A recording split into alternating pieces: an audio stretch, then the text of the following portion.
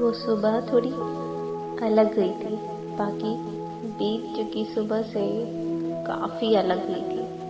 हाँ, क्योंकि उस रोज़ तुमने जो मेरे मोहल्ले में दस्तक दी थी, हाँ याद है मुझे। मैं छत पर कपड़े डालने को आई थी और तभी जो मुझ पर बगल वाली छत से पड़ी वो तुम्हारी परछाई थी।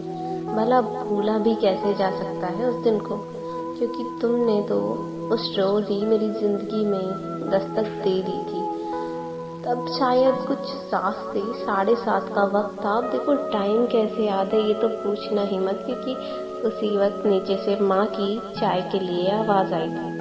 नज़रों के टकराते वक्त हम दोनों ने थोड़ा सा मुस्कुराया था और फिर भागकर मैं नीचे चली आई। देखा तो नीचे कुछ लोग बैठे हुए थे।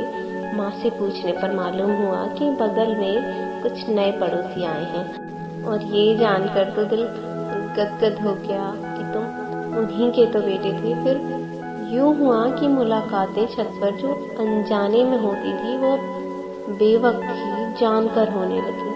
आंखों ही आंखों में मुझे तुमसे, हाँ डियर पड़ोसी, तुमसे वो पहली ही मोहब्बत होने लगी। एहसास इतना अनजाना था कि फीलिंग्स पर कंट्रोल पा लेना बिल्कुल मुश्किल हो रहा था।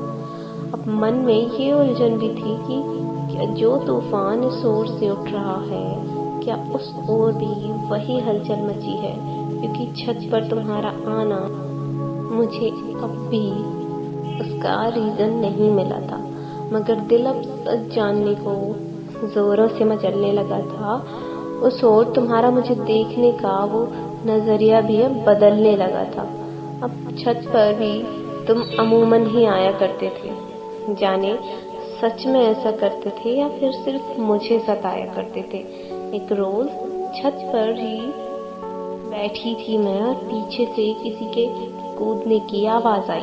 नजरें घुमाकर देखा तो हैरान रह गई। क्या ये तुम हो? सच में क्या ये तुम ही हो? न जाने उस 1 मिनट में मेरे दिल ने कितनी बार खुद से ही पूछ डाला।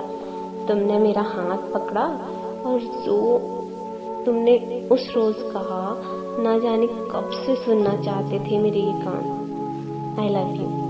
मैं तुम्हारे बिन नहीं रह सकता। बहुत कोशिश की तुमसे अपना ध्यान हटाने की, अपनी नजरें घुमाने की, मगर मुझसे नहीं हुआ। छोड़ दो उसे, वो जो भी है तुम्हारी जिंदगी में, और बस मुझे अपना लो हमेशा के लिए। मैं तुम्हें अपनी जान से भी ज़्यादा प्यार करूँगा। उस एक सांस में न जाने तुम कितना कुछ कह चुके थे। मेरी पलकें भीग चुकी थी। कौन है वो?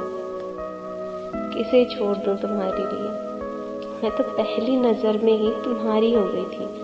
तब मालूम हुआ कि मोहल्ले के लड़कों की मेरे लिए उड़ाई गई वो अफवाह तुम्हारे कानों तक भी पहुंच चुकी थी, और साथ ही तुम्हारी इग्नोरेंस का वो रीज़न भी अब मेरे सामने था।